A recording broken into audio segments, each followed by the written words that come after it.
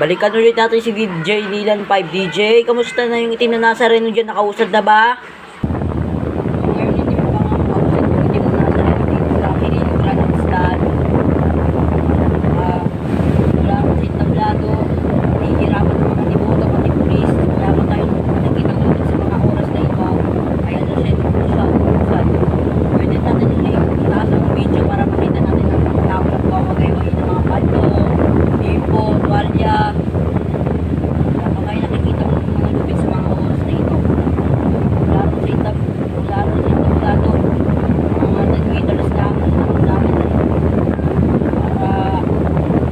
ngayon hindi ba nakakausad yung putik na nasa Reno.